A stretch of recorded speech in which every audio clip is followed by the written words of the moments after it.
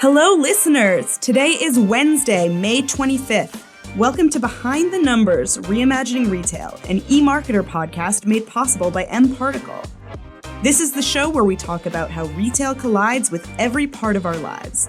I'm your host, Sara Lebow. One thing to know about me, my last e-commerce purchase was 50 fake roses.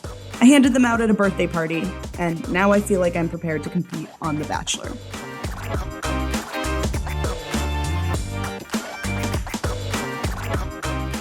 On this episode, we'll be discussing private label brands, what's new with them, and how they can inspire cult followings. My guest today, another former retail podcast host, head of retail and e-commerce practice, and principal analyst, Suzy Davidkhanian. Hi, Suzy. Hi, Sarah. I love that you bought 50 fake roses online. Thank you. I feel like every party should have favors. I want to bring back the goodie bag. I love it. All right, let's jump in. It's time for news and reviews, where I give you the news and our guest tells me their reviews. Suzy, today the news is this headline, which comes at us from CNBC. Target shares sink more than 25% after company says high costs and inventory woes hit profits. Suzy, what are your reviews on that headline? So, I think headlines are meant to grab attention, right? So this definitely grabbed everybody's attention. It is factual. Obviously, Target did not perform well. I think what it doesn't talk about is that Target comp sales were excellent in terms of comped to last year. They were up, I think it was like low single digits, but still off of huge comps for Q1 2021. Target did not get any credit for it. As a former retail practitioner, I would say doing comp sales on such high numbers and having positive growth is amazing. And then when you think about Amazon's recent Q1 sales performance, that leaves even more rosy picture for Target. However, because of all of the inflationary pressures and the supply chain woes and the cost of bringing the goods were so high, Target's profit, so the amount of money they made, did not obviously meet the necessary targets, and shareholder folks were upset. And so this is where the headline comes from. I think we're going to see a lot more of these headlines. There are going to be a few retailers that are going to do okay because they have a lot of basics, and then they were able to just figure out the supply chain a little bit more smoothly than maybe Target and Walmart did. And Target is in good company in terms of tanking stocks, but I'm a little bit sad about the headline. Yeah, I feel like I saw similar headlines around the same time being around like May 18th about Walmart as well, like you mentioned. Yeah. I did my part, though. I went to Target in Q1, so. As did I. I am a Target Red Card holder. I feel like I am one of their more loyal customers. They're not wrong, though, the way that the CEO was talking about it. People, and we'll talk about this more later, but people are feeling the pressure, right? And so people are trading down.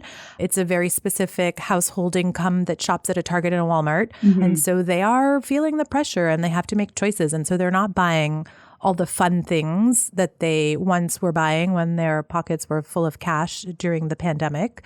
And people are also choosing different things to purchase when they do have money, right? So they're doing experiences more. And Target was talking about toys, which I thought was fun, that toys are doing well for them.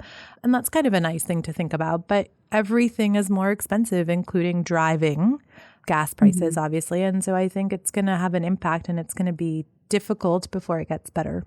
Yeah, I wonder if I'm still going to be buying 50 roses to give out at a party in Q2. Well, I guess it depends on how much more the roses cost next time, right? All right, let's keep going. It is time for Retail Me This, Retail Me That,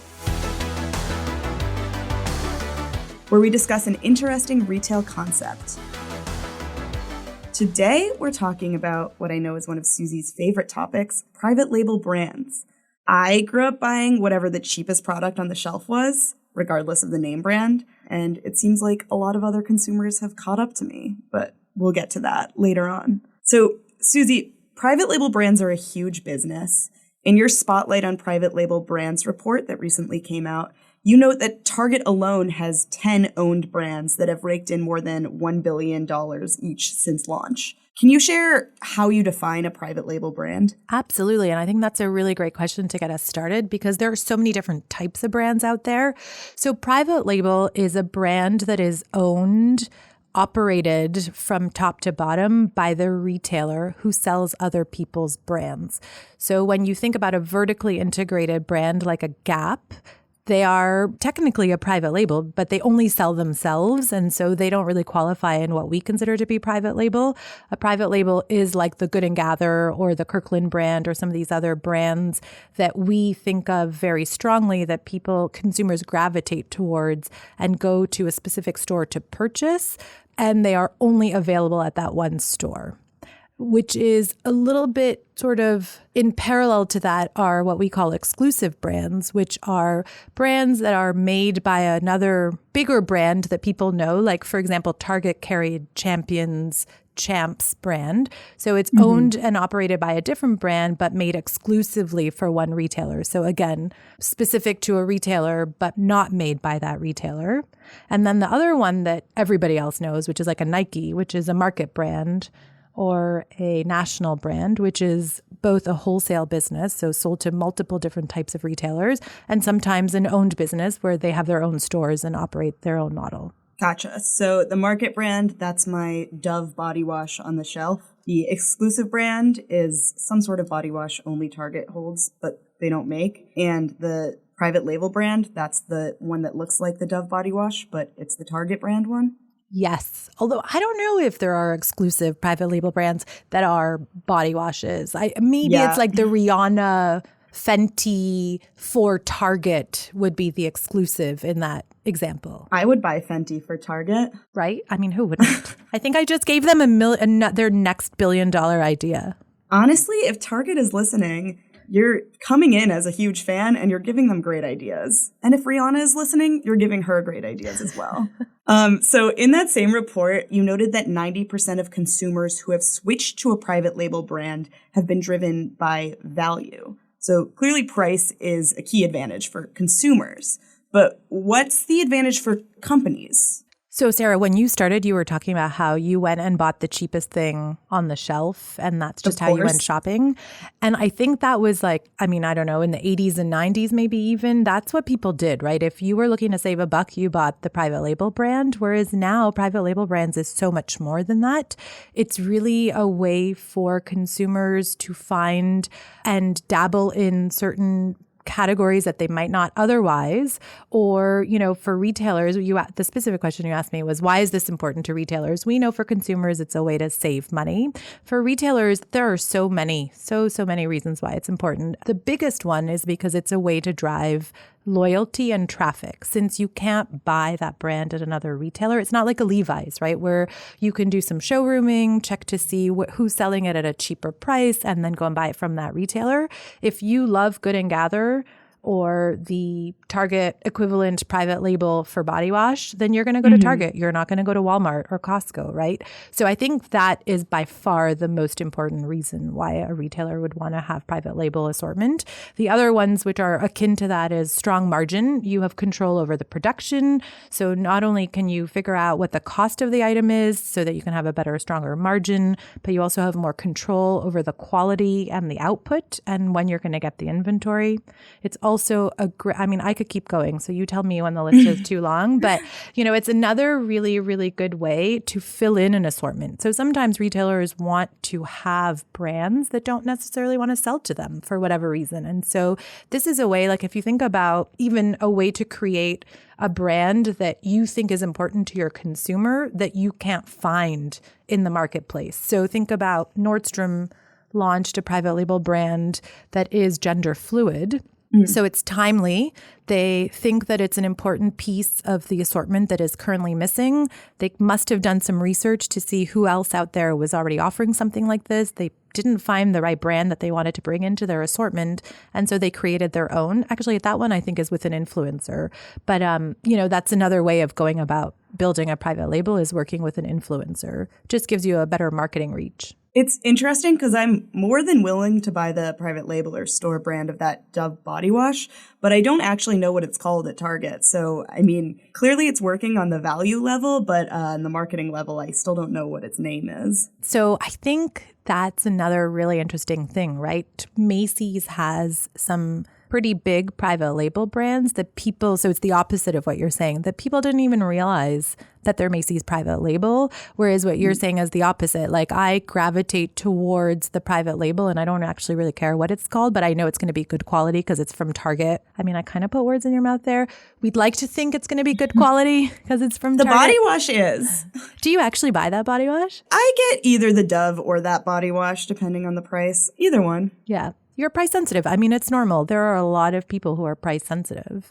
And that's another reason why private label is so important. And if we think about our current economic conditions with inflation and the price of goods increasing, this is where private label will become even more important because as the retailer has more power over the price structure, they're going to be able to keep relatively okay margins and keep the price down for consumers.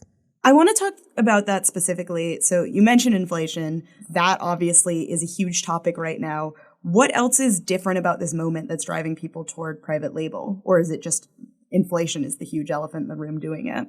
So I think inflation is part of it. It's a newer part of the last 2 years in terms of as inflation increases, the consumer price index is increasing. And so people's wages might not be increasing as quickly. And so then they only have the $100, but everything is more expensive. So they're having to make choices.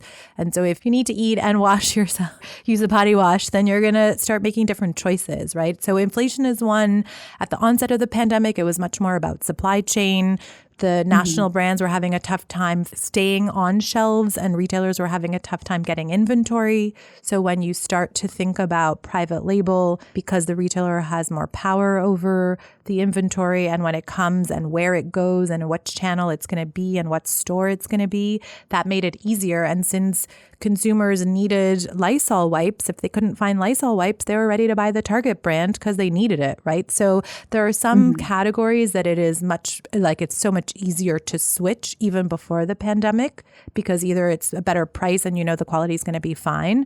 And then there are other categories that are much more brand driven, but when the item is not there, then you're just going to buy whatever is there because you need the item. So I think that helped consumers just get more comfortable with switching. And we know there have been a lot of studies about this. And in fact, in the private label one, we did our own study. And, I think it was like 41% of consumers in the last 6 months of when we did the study, so earlier this year, switched to a private label brand. And it's not because there was nothing there. It's just because they're more open to it.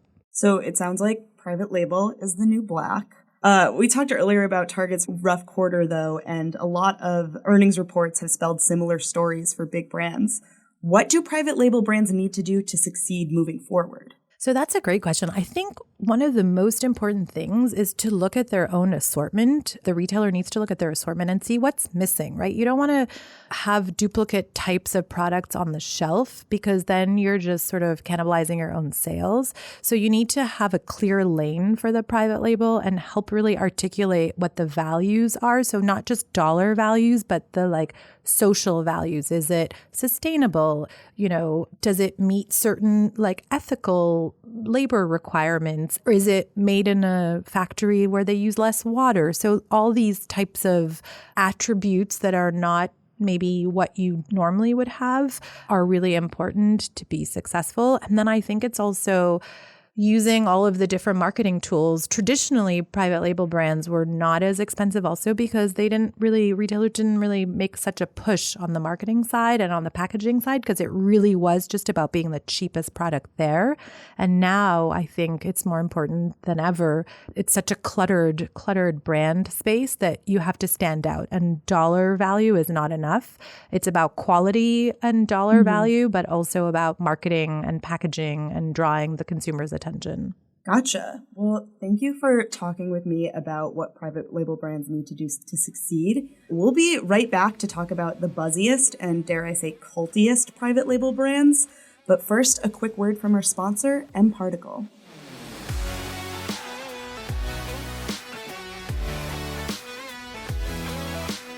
At the end of the day, your customer has to be at the center of everything you do. This starts with the right customer data strategy as well as the right foundation to solve the challenges that typically inhibit success, such as data quality, data governance, and connectivity. mParticle is your real-time customer data infrastructure that helps you accelerate your data strategy by cleansing, visualizing, and integrating your customer data from anywhere to anywhere. Ultimately, better data leads to better decisions, better customer experiences, and better outcomes. See why the best brands choose mParticle. Go to www.mparticle.com.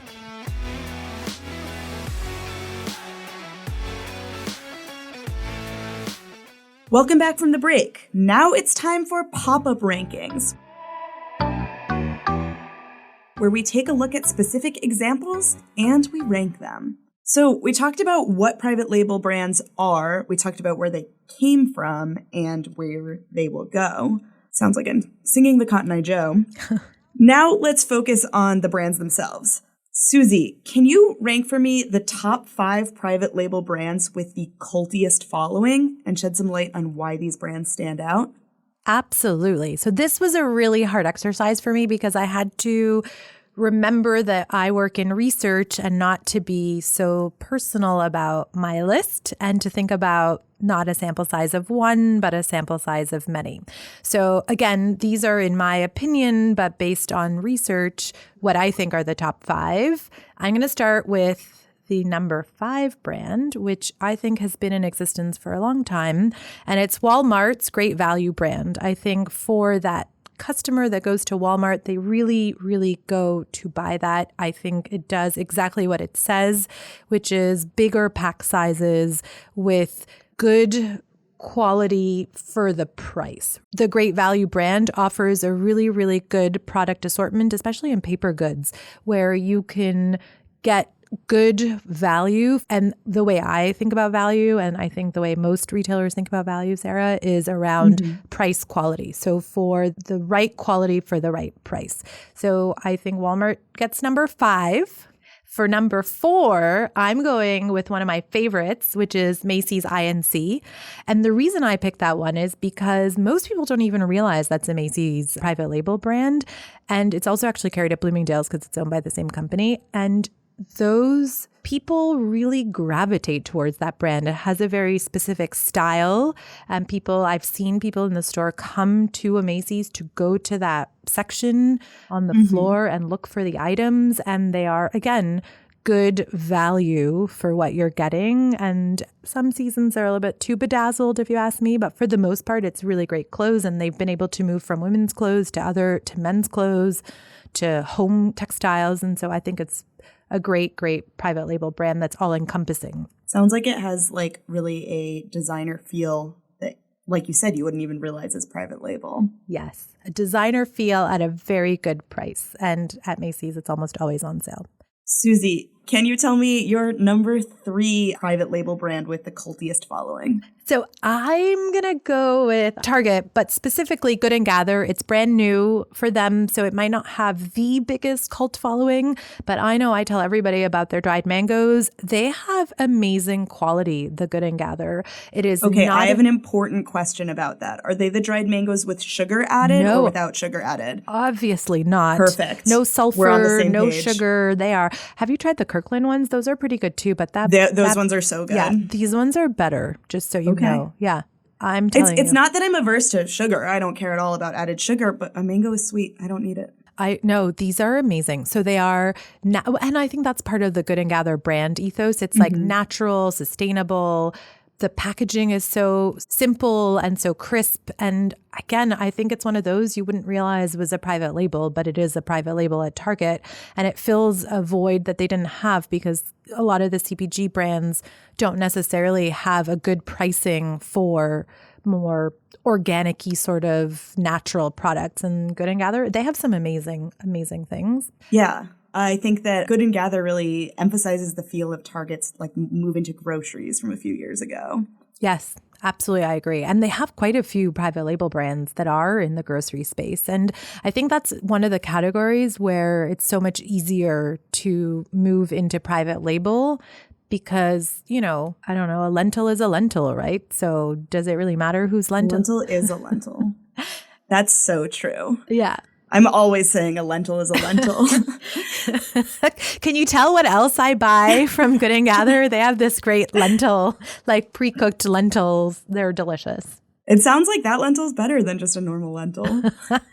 Suzy, can you tee up for me your number 2 private label brand with the cultiest following? So this I actually think is truly a cult following, Kirkland. People go to the store, to Costco. It's the Costco private label brand, to buy Kirkland. And Kirkland sells everything under the sun, from batteries to cashews to dried mangoes to Sarah. What are we allowed to talk about? What you used to buy from them? Yeah, I'll mention it.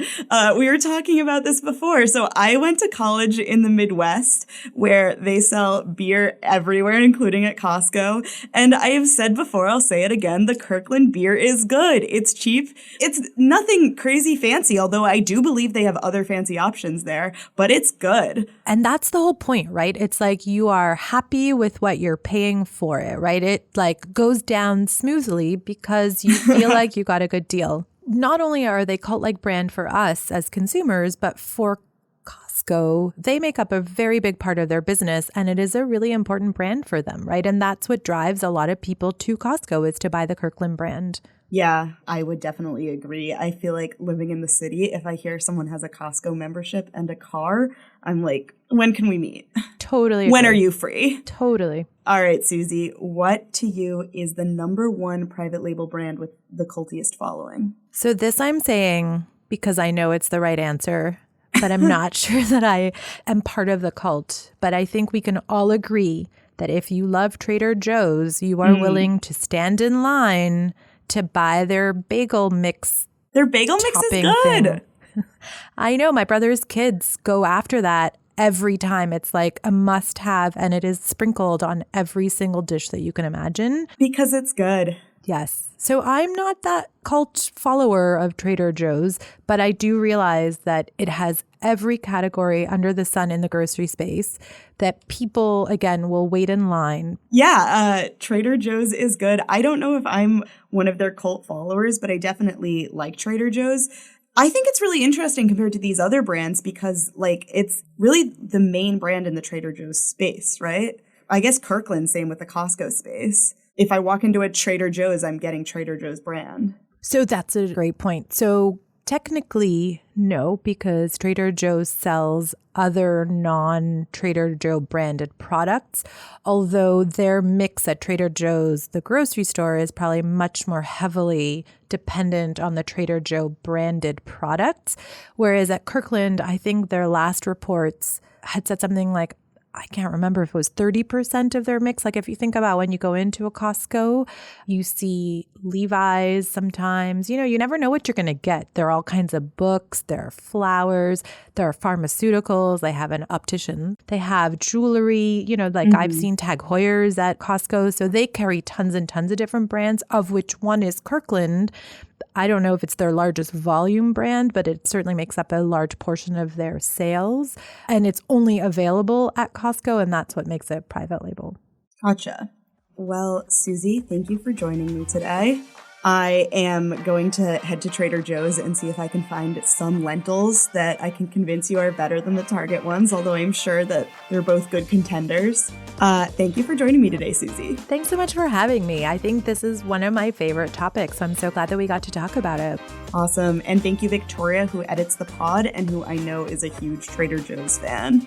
I'll see you next week for another episode of Reimagining Retail, where I'll be talking with Suzy once again and with Andrew about how brands revitalize themselves. You can also tune in tomorrow for Behind the Numbers Daily, an email